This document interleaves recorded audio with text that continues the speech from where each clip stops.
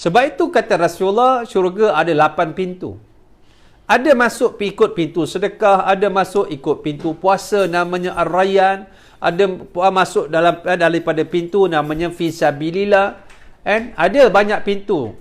Lalu kata Abu Bakar As-Siddiq radhiyallahu anhu, ya Rasulullah, ada tak orang yang dipanggil dari seluruh pintu? Kata Rasulullah, ya ada.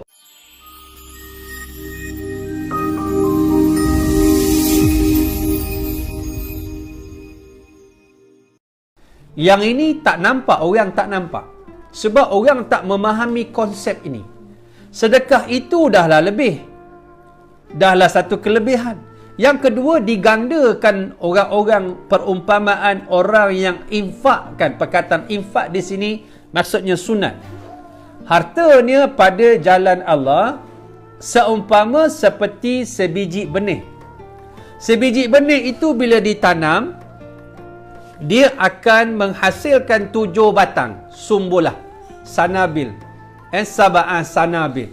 Sebiji benih kita tanam kat tanah, mari pokok.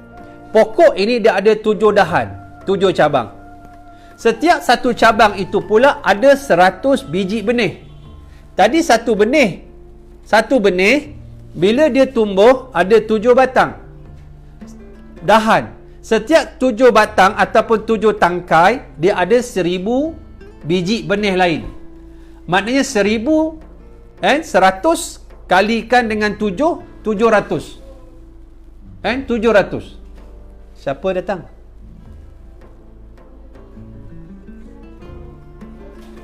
Maknanya satu tangkai ada 7, satu biji ada 7 tangkai, satu tangkai ada 100 biji. Maknanya 700. Daripada sebiji, dia kembang. Maknanya daripada satu biji benih, dia tumbuh sebatang pokok ada 7 tangkai. Setiap 7 tangkai ada 100 biji lagi benih. Bayangkan setiap 100 biji benih itu, dia tumbuh lagi satu pokok ada 7 tangkai, dia kembang lagi 100. Maknanya satu Allah gandakan sampai 700. Sebiji 7, sebiji 7, sebiji 7. Subhanallah, berapa banyak. Dalam konsep ini, kita rasa RM10, kita sedekah RM1, kita baki RM9.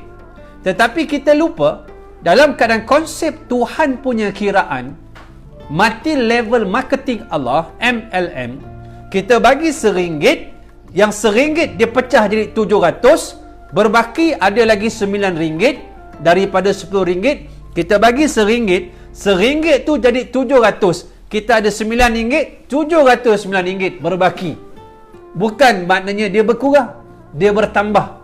Bayangkan kalau kita bagi RM2, dia jadi RM1,400. Kita bagi RM3, dia jadi RM2,100. Nak cerita perkembangan dia itu cukup luar biasa.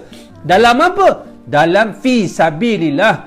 Dalam kerja-kerja yang kita sebut apa dia? Meninggikan agama Allah Subhanahu Wa Taala. Tetapi syaitan menjanjikan kita kefakiran. Kalau kau sedekah jadi fakir, kau wakaf tanah jadi habis tanah kau.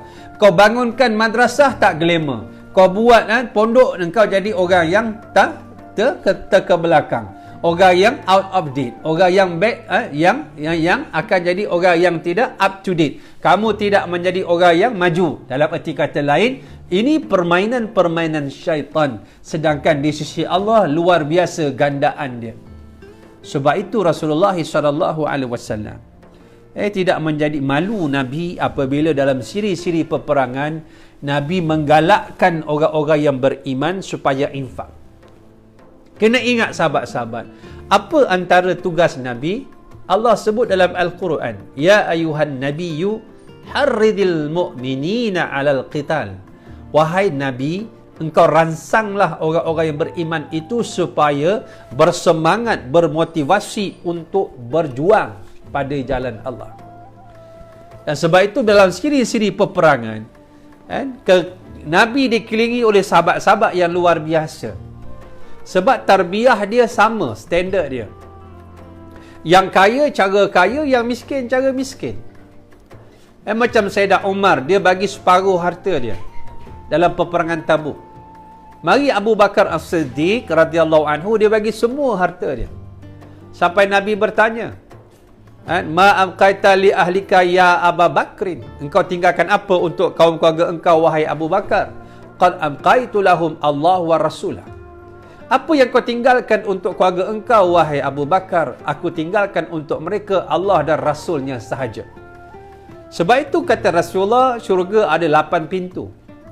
Ada masuk ikut pintu sedekah, ada masuk ikut pintu puasa namanya Ar-Rayyan, ada masuk daripada pintu namanya Fisabilillah, ada banyak pintu.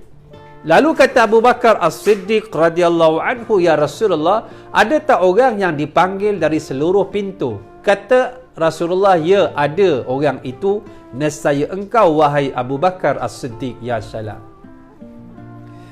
Mari pula Sayyidina Osman, alayya mi'ata ibl. Aku sedekah, aku infak 100 ekor unta dan kelengkapan. Bukan sikit-sikit anak tu. Nabi rangsang lagi. Lalu kata Sayyidina Osman, aku tambah mi'ata ibl.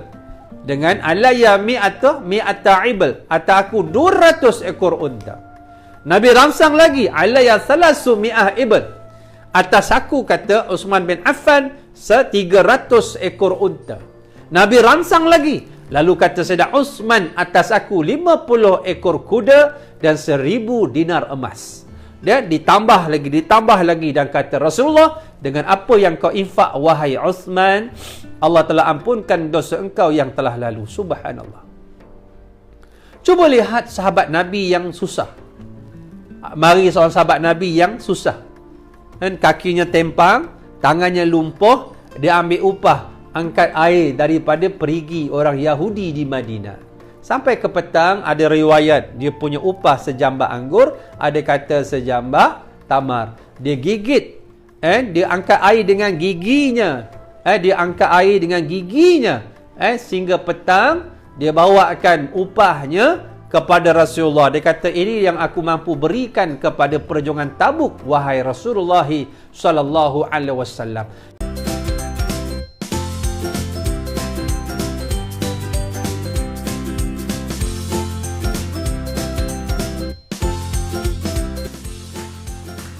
Terima kasih kepada semua para penyumbang. Syukran jazilan katsira. Jazakallahu khairal jaza. Minumlah Tanwir Koko terbaik.